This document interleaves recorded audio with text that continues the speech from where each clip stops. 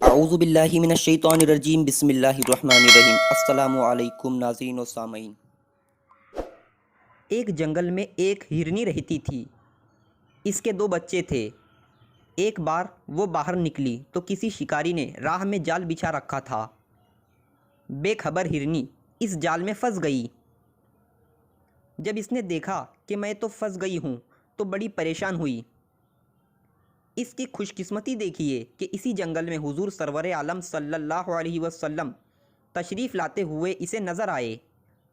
جب اس نے حضور رحمت عالم صلی اللہ علیہ وسلم کو دیکھا تو پکاری، یا رسول اللہ مجھ پر رحم فرمائیے۔ حضور نے اس کی پکار سنی اور اس کے پاس تشریف لا کر فرمایا، کیا حاجت ہے؟ وہ بولی، حضور میں اس اعرابی کے جال میں پھنس گئی ہوں۔ میرے 2 چھوٹے چھوٹے بچے ہیں جو اس قریب کے پہاڑ میں ہیں۔ تھوڑی دیر کے لیے آپ میری ضمانت دے کر اس جال سے مجھے آزاد کر دیجئے تاکہ میں آخری بار ایک مرتبہ بچوں کو دودھ پلاؤں۔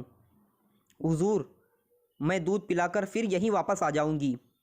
حضور نے فرمایا، اچھا جا، میں تمہاری ضمانت دیتا ہوں اور تمہاری جگہ یہی ٹھہرتا ہوں۔ تو بچوں کو دودھ پلا کر جلدی واپس آ جا۔ چنانچہ ہرنی کو آپ نے رہا کر دیا اور وہاں خود قیام فرما ہو گئے۔ اعرابی جو مسلمان نہ تھا کہنے لگا، اگر میرا شکار واپس نہ آیا تو اچھا نہ ہوگا۔ حضور نے فرمایا، تم دیکھو تو صحیح کہ ہرنی واپس آتی ہے یا نہیں۔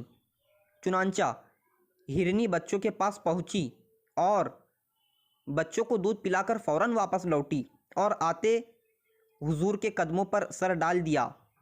یہ اعجاز دیکھ کر وہ اعرابی بھی قدموں پر گر گیا۔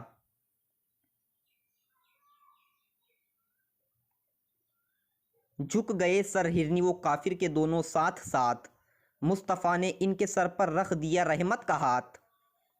پھر بشارت اس کو ملی سرکار سے، جال سے آزاد تو عذاب نار سے۔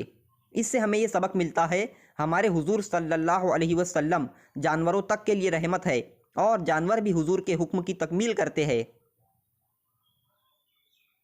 پھر جو انسان ہو کر حضور کا حکم نہ مانے وہ جانوروں سے بھی گیا گزرا ہے، یا نہیں؟